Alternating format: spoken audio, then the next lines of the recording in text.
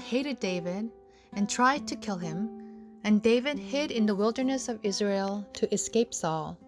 Saul took the soldiers to arrest David whenever he heard where David was. David had to run away from Saul, who was always trying to kill him, and live a life of caution every day. He was always nervous in his everyday life, day and night, while he slept and while he ate. Then one day, David, who was living as a fugitive, had a chance of a lifetime. He had the chance, not just once but twice, to kill Saul. Today's story is about that second chance. When Saul heard that David was hiding in a mountain called Hakilah in front of the wilderness, he camped out with 3,000 people on the side of the mountain where David was hiding. That day, David looked where Saul was camped out.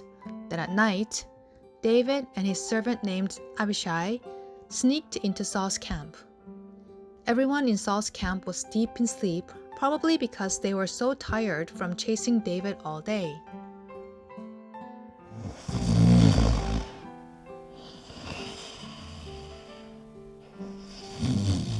David went into Saul's camp.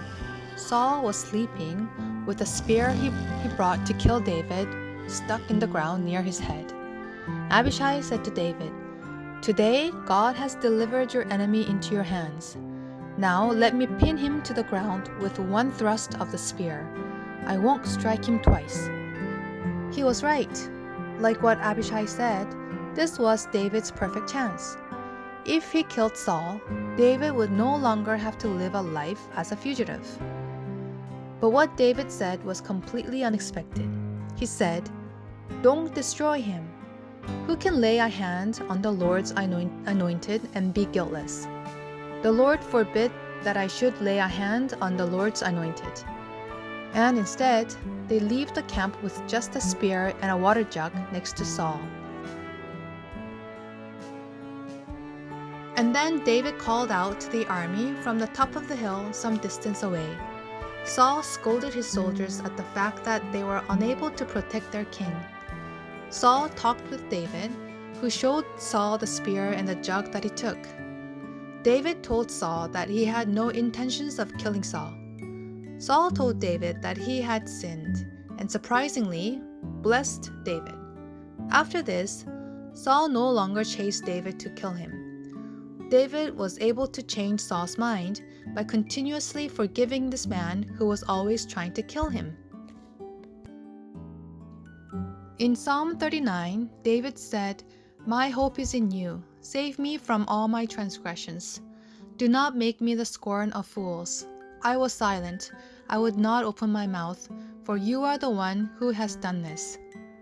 David put his feelings and thoughts in God's hands. He had his hope in God. But people still gave David a hard time. And every time David had difficulties with people, he made the promise again and again, saying, "God will be with me. God will protect me. God will punish the wicked. That's not my job." His promises to himself kept him from killing Saul that day. And we also must remember to make such promises that David made as we live our lives amongst our families and friends. We must remember that only God is my hope. And when we do, our thoughts, words, and deeds will be beautiful and prudent like David.